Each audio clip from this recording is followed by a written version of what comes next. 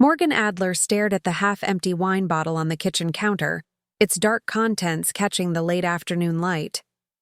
The house was eerily quiet, too quiet for a Tuesday evening when her husband Daniel should have been home an hour ago. She glanced at her phone. No messages, no missed calls. Just the lingering notification from the security company about the living room motion sensor being triggered at 2:17 p.m. when no one should have been home. She'd dismissed it earlier as a glitch. Now, as she ran her fingers over a long blonde hair on Daniel's jacket, a hair too light to be her chestnut brown, she wasn't so sure.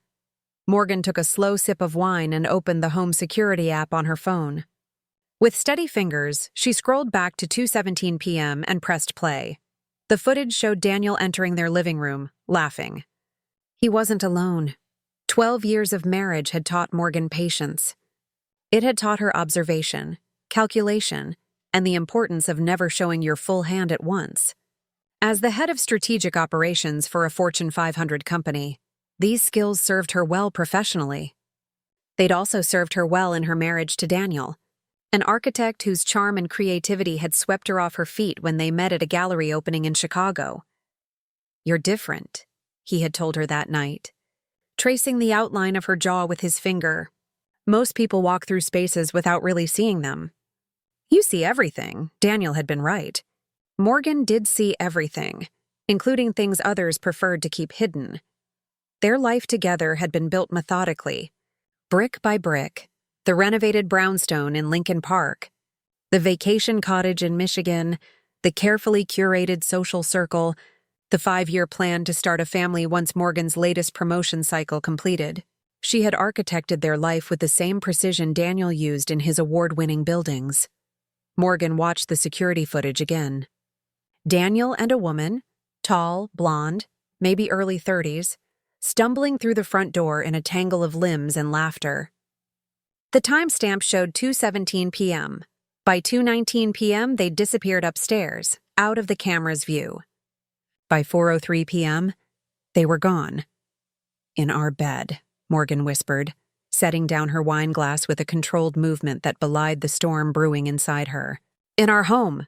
The betrayal wasn't entirely shocking. There had been signs over the past few months. The late nights at the office, the weekend client meetings, the sudden password changes on his phone. What shocked Morgan was the audacity, the recklessness of bringing this woman into their home, their sanctuary. And there was something else. Something about the woman's face that tugged at Morgan's memory. She wasn't just some random affair. Morgan had seen her before. Morgan scrolled through her mental Rolodex, matching the blonde's face to every event, every dinner party, every office function she and Daniel had attended in recent months. Then it clicked. Camille Winters, Daniel's new project manager at the architectural firm. The woman Morgan had personally recommended for the position after meeting her at a Women in Business luncheon 6 months ago. Morgan poured another glass of wine and opened her laptop. It was time to understand exactly what she was dealing with.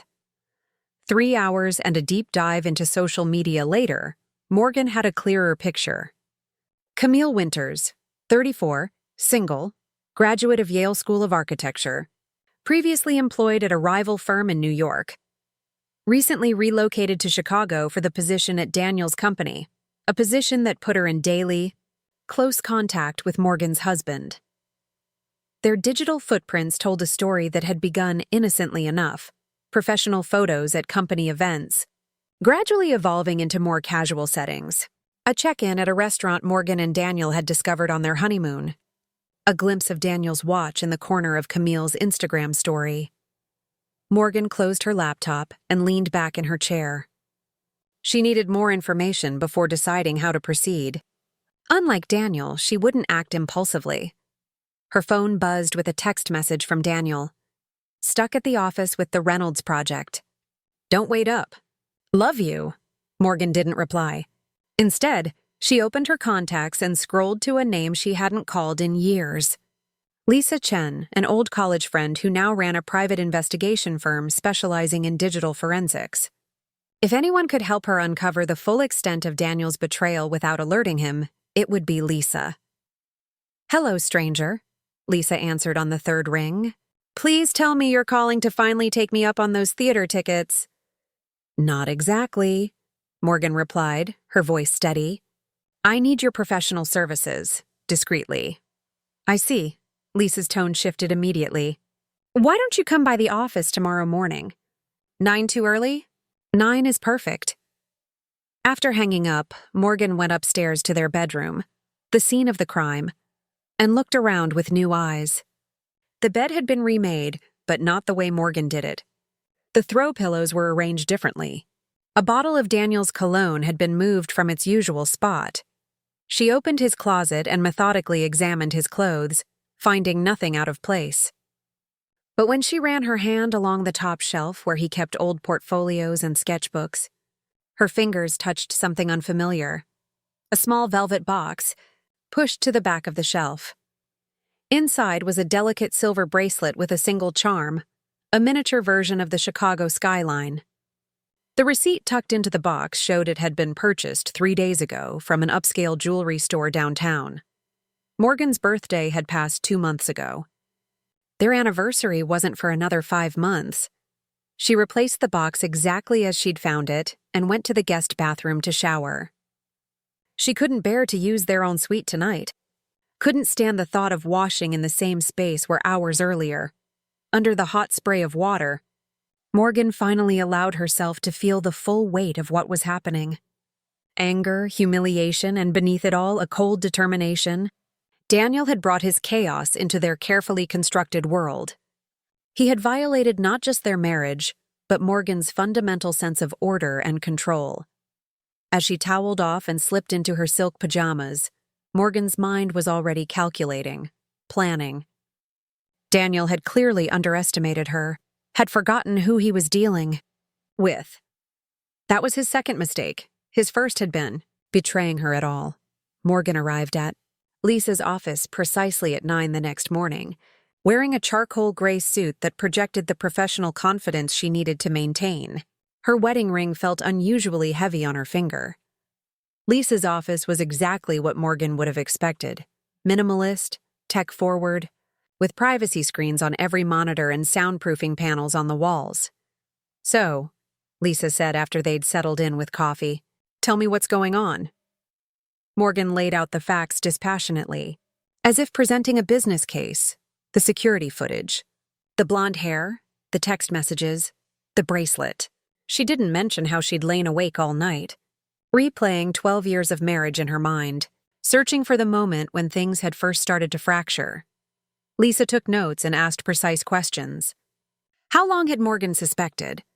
Had there been unexplained expenses? Changes in routine? Had Daniel been protective of his devices?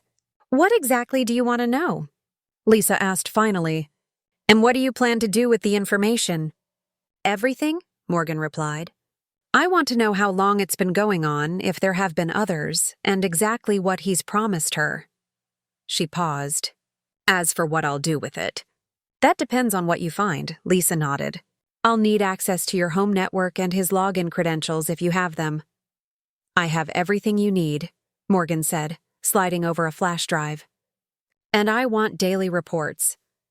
This isn't my first rodeo, Morgan. I understand this is time-sensitive. As Morgan stood to leave, Lisa caught her arm. One more thing?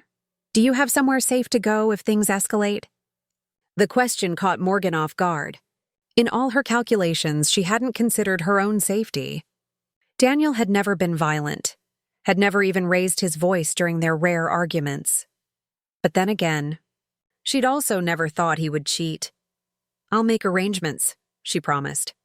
Back at her office, Morgan immersed herself in work, reviewing quarterly projections and conducting performance evaluations with mechanical efficiency. Her colleagues noticed nothing amiss.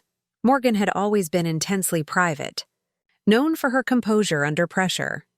At 3:17 p.m., precisely 24 hours after Daniel and Camille had entered her home, Morgan's phone buzzed with a message from Lisa. Initial findings ready. Call me when you can talk privately. Morgan excused herself from a budget meeting and locked herself in her office. Tell me, she said when Lisa answered. It's been going on for approximately 4 months, Lisa reported, based on text messages, hotel receipts, and location data from his phone. But here's what's interesting. Camille isn't just a fling. They appear to be making plans. Morgan's grip tightened on her phone. What kind of plans? He's been looking at real estate listings in Portland. Camille has been interviewing for positions with firms there. And 3 weeks ago, he consulted with a divorce attorney. The room seemed to tilt slightly. He's planning to leave me. It looks that way, yes. And there's more. The Reynolds project he claimed to be working on last night? It was completed 2 weeks ago. He's been systematically misleading you about his whereabouts. Morgan closed her eyes briefly. What about our finances? That's another red flag. He's been moving money, not large sums that would trigger alerts, but consistent transfers to a new account established 3 months ago. Just under $50,000 so far. I need everything documented. Every message, every receipt, every transfer. Already compiling it. There's one other thing you should know. Lisa hesitated. Based on their messages, they're planning something for this weekend. Daniel told Camille he'll take care of everything by Saturday. They've booked a flight to Portland for Sunday morning. Saturday. Just 3 days away. Morgan felt a surge of cold clarity. Send me everything you have so far, and keep monitoring. After hanging up, Morgan sat perfectly still for several minutes, processing what she'd learned. Daniel wasn't just having an affair. He was planning to dismantle their entire life with surgical precision. While she'd been laying the groundwork for their future, he'd been plotting his escape. Her phone buzzed with another text from Daniel. Thinking of you. Should be home for dinner tonight. Your choice of restaurant? The casual normality of it sent a wave of nausea through her.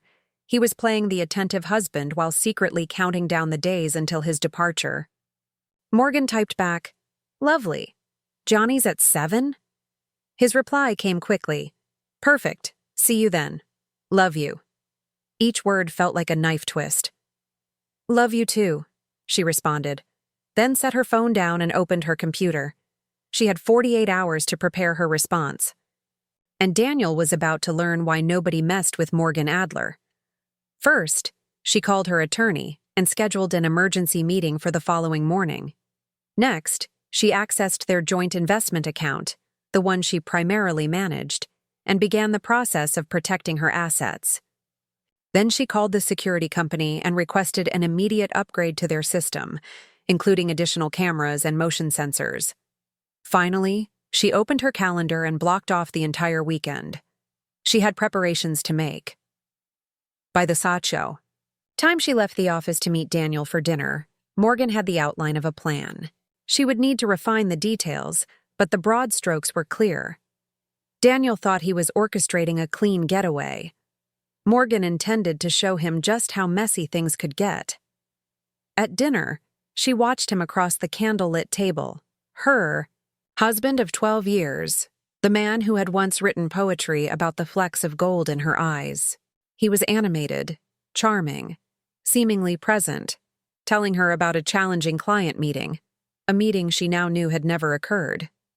You seem distracted, he said eventually, reaching across the table to take her hand. Tough day at work? Morgan allowed herself a small, enigmatic smile. Just thinking about the weekend. Do you have any plans? A flicker of something. Hesitation? Alarm? Crossed his face before his expression smoothed out again. Nothing concrete. Thought maybe we could go to the lakehouse? Weather's supposed to be nice. The lakehouse, where cell reception was spotty and the nearest neighbor was half a mile away. Where he could stage their final conversation without witnesses. That sounds perfect, Morgan said, squeezing his hand. It's been too long since we've had time there, just the two of us. Relief visibly washed over him. I'll make the arrangements. Don't worry about it, Morgan countered smoothly. You've been so busy with the Reynolds project. Let me take care of everything. Daniel hesitated, then nodded. If you're sure. Absolutely sure, Morgan said, raising her wine glass in a toast. To the weekend. As they clinked glasses, she looked directly into his eyes and saw nothing of the man she had married.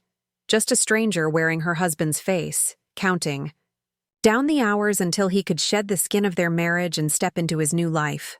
What Daniel didn't realize was that Morgan had already ensured that new life would be built on quicksand.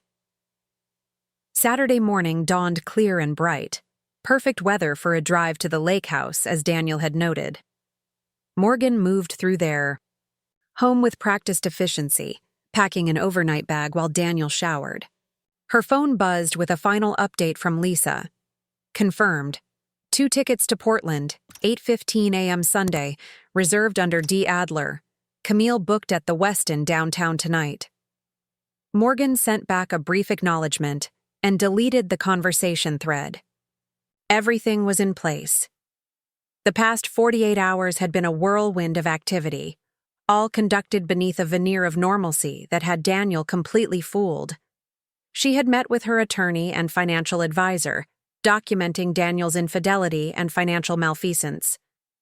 She had secured temporary access to his professional email, revealing communications with competitors about potential positions, a clear violation of his employment contract's non-compete clause. She had quietly reached out to select members of their social circle, laying groundwork that would prove invaluable in the coming days. But most importantly, she had arranged for Camille Winters to receive specific information at precisely the right moment. Ready to go? Daniel appeared in the doorway, weekend bag in hand, smile firmly in place. He looked relaxed, buoyant even, a man about to be liberated. Just about, Morgan replied, zipping her bag closed. Would you mind loading these while I grab the food cooler? As Daniel carried their bags downstairs, Morgan sent a single text message to a number Lisa had provided. Initiated. The drive to the lakehouse took just under 2 hours. Daniel was unusually talkative, reminiscing about their early days together, asking questions about Morgan's childhood that he'd never bothered to ask before. It was as if he was conducting an exit interview for their marriage, gathering final impressions before closing the file. Morgan played along, engaging in the conversation while keeping her responses measured. She needed Daniel comfortable, unsuspecting. When they arrived at the lakehouse, the afternoon sun was casting long shadows across the deck. The property, a modernist structure of glass and cedar that Daniel had redesigned 4 years earlier, stood in stark contrast to the natural surroundings, its clean lines and transparent walls exposing the interior to anyone who cared to look. I've always loved how this place feels both exposed and private at the same time, Daniel commented as they unpacked the car. Like we're part of the landscape. Yes, Morgan agreed. Glass walls create such an interesting illusion of openness, while actually being quite impenetrable. Daniel glanced at her, perhaps catching something in her tone, but Morgan was already moving toward the house with grocery bags in hand. They spent the afternoon in an elaborate performance of domestic harmony. Daniel built a fire in the outdoor pit while Morgan prepared dinner. They ate on the deck, watching the sunset paint the lake in shades of amber and rose. Daniel opened an expensive bottle of Cabernet, one they'd been saving for a special occasion. To us, he toasted, his eyes not quite meeting hers. Morgan raised her glass. To truth, she countered. They drank in silence, the crackling fire filling the void between them. As darkness settled around them, Morgan checked her watch. I think I'll take a shower before bed. It's been a long day. Daniel nodded, pouring himself another glass of wine. I'll clean up out here. In the master bathroom, Morgan took her time, allowing the hot water to wash away the tension that had built up over the past 3 days. By her calculation, things would be set in motion within the hour. She emerged from the bathroom to find Daniel standing by the bedroom window, phone in hand, his face illuminated by the screen. He quickly put the phone down when he saw her. Everything okay? She asked, toweling her hair dry. Fine, he said too quickly. Just checking email. Morgan moved to the dresser and began applying moisturizer, watching Daniel's reflection in the mirror. His posture was rigid, his movements jerky as he prepared for his own shower. "Take your time," she said as he headed to the bathroom. "I think I'll make some tea and enjoy the fire a bit longer." Once Daniel was safely in the shower, Morgan retrieved his phone. As expected, there were multiple missed calls and frantic text messages from Camille. "Call me now!" "Where are you?" "I got the package." "Daniel, this isn't funny. I need to talk to you immediately." "I'm coming to the lakehouse. We need to talk face to face." Morgan replaced the phone exactly as she'd found it and went downstairs to put the kettle on.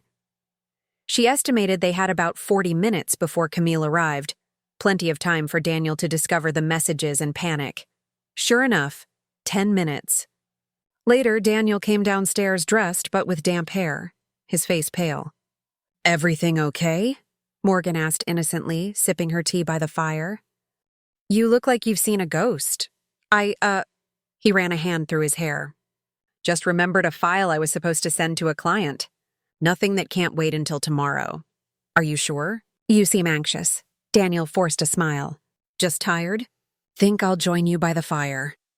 They sat in silence, the tension between them building like a gathering storm. Daniel checked his phone repeatedly, each glance more agitated than the last. At 9:47 p.m., headlights swept across the front of the house as a car pulled into the driveway. Daniel shot to his feet. "Are you expecting someone?" Morgan set her tea down carefully. "No, are you?" Before Daniel could respond, there was a pounding at the door, followed by Camille's voice, clear even through the thick wood. "Daniel." "I know you're in there! Open the door right now!" The color drained from Daniel's face as he looked from the door to Morgan and back again. "I can explain," he began. Morgan stood, smoothing the front of her silk robe. "Can you?" "That should be interesting." Another round of pounding. "Daniel, do not make me cause a scene."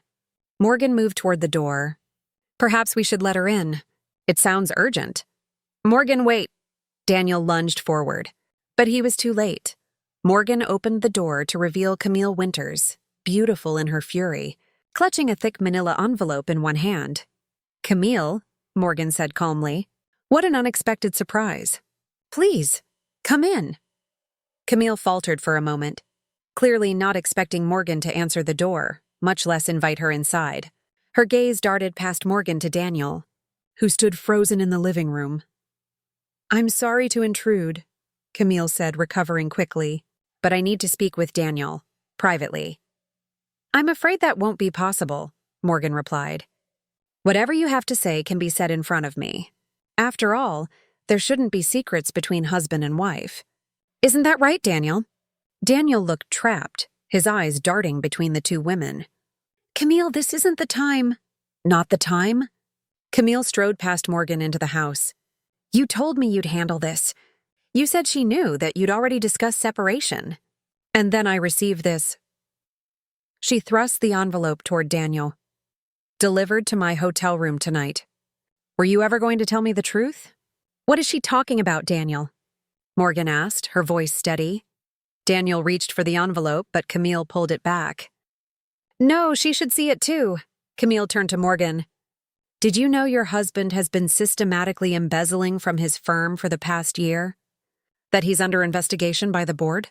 That he planned to pin it all on me and disappear with the money?" Morgan allowed her expression to register shock. "Embezzlement? Daniel, what is she talking about?" Daniel's face contorted with rage. "Who sent you those documents?" he demanded of Camille. "They're forgeries, obviously. Someone's trying to set me up." "They came with these," Camille countered, pulling hotel receipts and printed text messages from the envelope. "Our entire relationship, documented and annotated, with notes about how you plan to use me as a scapegoat once the firm discovered the missing funds. How you never intended to leave with me at all." She turned to Morgan. "I didn't know he was still living with you. He told me you'd separated months ago, that you were only keeping up appearances until the Reynolds project was completed." "I would never have—" She broke off, tears welling in her eyes. "I'm not that person. I don't steal other women's husbands." "Apparently my husband is quite the storyteller," Morgan said. "To both of us." Daniel's expression had moved from shock to calculation. "This is ridiculous. Morgan, you can't possibly believe this woman over me. She's clearly unstable. Am I? Camille's voice rose. Explain these, then. She pulled out printed bank statements showing transfers from company accounts to the offshore account Daniel had established. Or these. Photos of Daniel entering and exiting the hotel where he met Camille, timestamp visible in the corner. Camille, please. Daniel tried a different approach, his tone softening. You're upset, I understand that. But this is all a misunderstanding. Stop. Morgan's command cut through the room like a blade. Just stop, Daniel. It's over, she turned to Camille. He's been lying to both of us. There was never any separation. He was planning to leave with you on Sunday, yes, but not before emptying our joint accounts and framing you for the missing company funds. The board investigation is real, but it was only a matter of time before they connected it to him. Daniel's face hardened as he realized the trap he'd walked into. You knew. How long have you known? Long enough, Morgan replied. Long enough to secure our assets. Long enough to provide the board with documentation of your activities. Long enough to ensure that when you tried to run, there would be nowhere for you to go. You bitch, Daniel spat. You had no right. I had every right. Morgan cut him off. The moment you brought your affair into our home, into our bed, you gave me the right to protect myself by any means necessary. She turned to Camille. He was never going to Portland with you?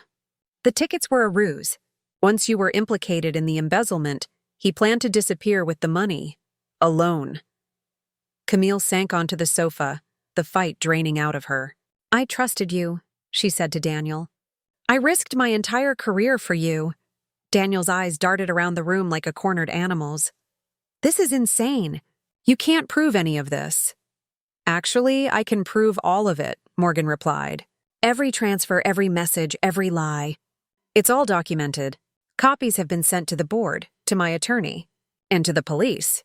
You're bluffing, Daniel challenged, but his voice lacked conviction.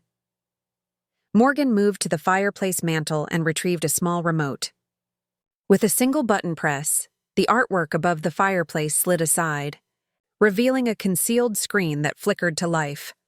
On it played a montage of Daniel's betrayal, security footage of him bringing Camille into their home, screenshots of bank transfers, recordings of phone conversations where he discussed plans to frame Camille, hotel security footage showing him with not just Camille, but 2 other women over the past year.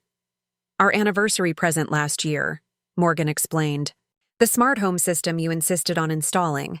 Every room, every conversation backed up to secure cloud storage. Daniel lunged for her, his control finally snapping. You manipulative— I wouldn't, Morgan warned, stepping back smoothly.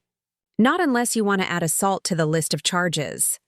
As if on cue, lights flashed outside as a car pulled up. That would be Detective Rivera, Morgan said calmly. Right on time. Daniel stared at her in disbelief. You called the police? No, Daniel. The board did, after I provided them with evidence of your embezzlement this morning. The timing was just convenient. Camille stood shakily. I should go. Actually, Morgan said, the detective will want to speak with you as well. As a witness, not a suspect, she clarified. I made sure the board understood your position in all this. A sharp knock at the door punctuated her statement. Daniel looked around wildly, as if seeking an escape route. Finding none, he deflated visibly. You've thought of everything, haven't you? Not everything, Morgan admitted. I never thought you capable of this level of betrayal. That was my mistake. One I won't repeat. As she moved to answer the door, Daniel called after her, his voice suddenly desperate. Morgan, wait. We can work this out. 12 years. You can't just throw that away. Morgan turned back, her expression finally revealing the full measure of her pain and anger. I didn't throw it away, Daniel. You did. The moment you brought your affair into our home, you shattered everything we built. Did you think there would be no consequences? Did you think I would simply accept your betrayal and step aside? She shook her head, a cold smile playing at the corners of her mouth. You forgot who I am. You forgot what I'm capable of. Nobody messes with me and walks away unscathed, especially not the man who vowed to love and honor me. With that, she opened the door to the detective, ushering in the final act of Daniel's undoing. 3 months later, Morgan stood at the edge of Lake Michigan, watching the early morning sunlight dance across the water. The air had a crisp autumn bite, carrying the promise of winter and new beginnings. Behind her, the lakehouse stood transformed. Gone were the glass walls that had once exposed the interior to prying eyes. In their place, warm cedar and strategically placed windows created a space that was both open to the natural beauty of the surroundings and securely private where it mattered. "Coffee's ready," called a voice. From the deck, Morgan turned to see Lisa Chen holding 2 steaming mugs. Their friendship, rekindled through crisis, had deepened in unexpected ways over the past months.